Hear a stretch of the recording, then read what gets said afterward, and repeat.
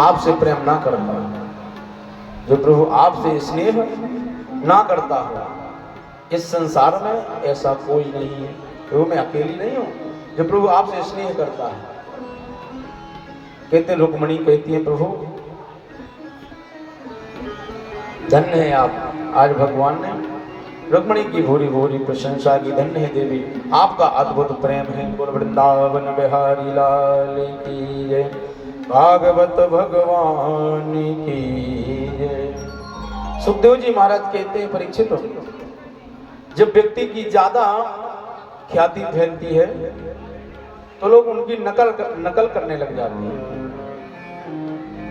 कहते एक पौंड्रक हुए, पौंड्रक ने अपने मित्रों से कहा कि ये बताओ कि कृष्ण में ऐसा क्या है जो कृष्ण को सब भगवान मानते हैं, जो कृष्ण को सब भगवान मानते हैं, कृष्ण में ऐसा क्या है। उनके साथियों ने कहा कुछ नहीं है, बस कभी कभार 4 हाथ लगा लेता है, सुदर्शन चक्र ले लेता है और कुछ भी नहीं है। बोले यदि हम भी, हमारे भी 4 हाथ हो जाए तो हम भी भगवान बन जाएंगे। बोले बिल्कुल बन जाओगे। और पौंड्रक ने 2 हाथ नकली लगवा लिए, बटन से चलने वाला सुदर्शन चक्र ले लिया और अपनी प्रजा से कह दिया कि आज से आप सब हमारी ही पूजा करें, हम ही भगवान हैं, हम ही भगवान हैं। और भगवान के पास संदेशा पहुंचा दिया कि कन्हैया तुम भगवान नहीं हो, हम ही भगवान हैं, हमारी सत्ता को स्वीकार करो। भगवान के पास खबर पहुंचा दी। सुखदेव जी महाराज कहते हैं परीक्षित हो, भगवान उद्धव जी को लेकर के आए हैं, उद्धव जी को लेकर के आए और पौंड्रक के साथ भगवान का युद्ध हुआ। पौंड्रक का भगवान ने वध किया। अंत में पौंड्रक की जीवन ज्योति भगवान के चरणों में समाहित हो गई। बोल वृंदावन बिहारी लाल की जय। परीक्षित पूछ ले गुरुदेव, पौंड्रक ने तो भगवान से द्वेष किया, तो पौंड्रक की जीवन ज्योति भगवान के चरण कमलों में क्यों समाहित हो गई।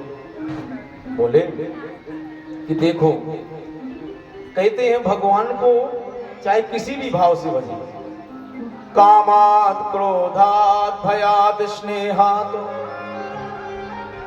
भगवान को चाहे काम से भजे, चाहे क्रोध से भजे, चाहे भय से भजे, चाहे शत्रुता से भजे, चाहे स्नेह से भजे, भगवान का नाम कल्याण करने वाला है। तो बोले पौंड्रक ने भगवान के साथ द्वेष किया, भगवान का रूप बनाया, तो ध्यान किसका किया, भगवान का ही ध्यान किया, इसलिए पौंड्रक का उद्धार हो गया। वृंदावन बिहारी लाल की जय, भागवत भगवान की जय। सुखदेव जी महाराज वर्णन करते हैं, आज नारद जी महाराज की इच्छा हुई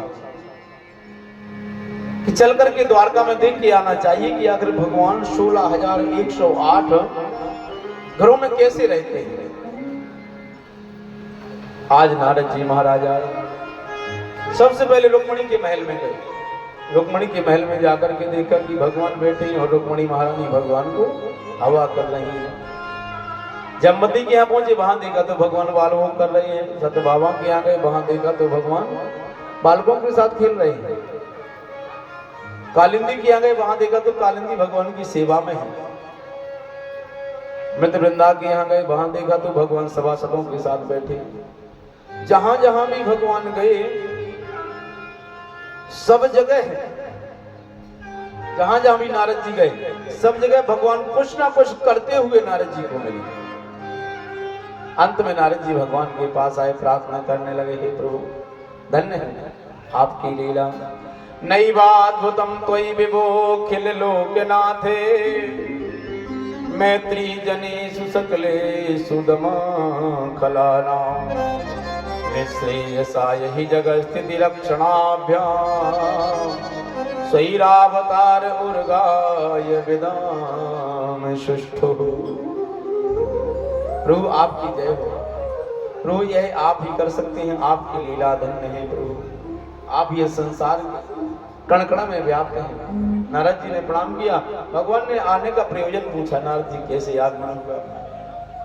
बोले देखो प्रभु, पांडवों ने इंद्रप्रस्थ में नई राजधानी बनाई है और राजस्व यज्ञ करना चाहते हैं, हम आपको संदेशा देने के लिए आए। भगवान ने संदेशा स्वीकार किया, नारद जी महाराज चली गए। यहां भगवान के पास जरासंध के यहां से संदेशा आया,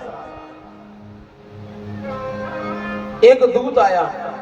उस दूत ने आकर के बताया कि जरासंध ने अपने कैद में 20,000 राजाओं को कैद कर रखा है नरबली देने के लिए। भगवान ने कहा, दूत से कहा कि आप जाओ, हम अति शीघ्र आप सबको मुक्त करेंगे।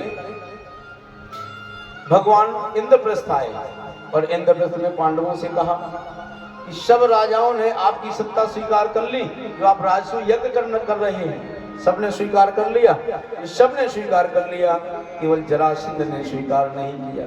मगध नरेश जरासंध ने स्वीकार नहीं किया। उनके पास अपार सेना है, हम उनके सामने नहीं टिक सकते। भगवान ने विचार किया कि ऐसे दुष्ट को, जो दुष्ट हजारों निरपराध लोगों की हत्या करने की सोच रहा है, ऐसे व्यक्ति को यदि कपट से भी मारना पड़े तो कोई दोष नहीं है। आज भगवान ने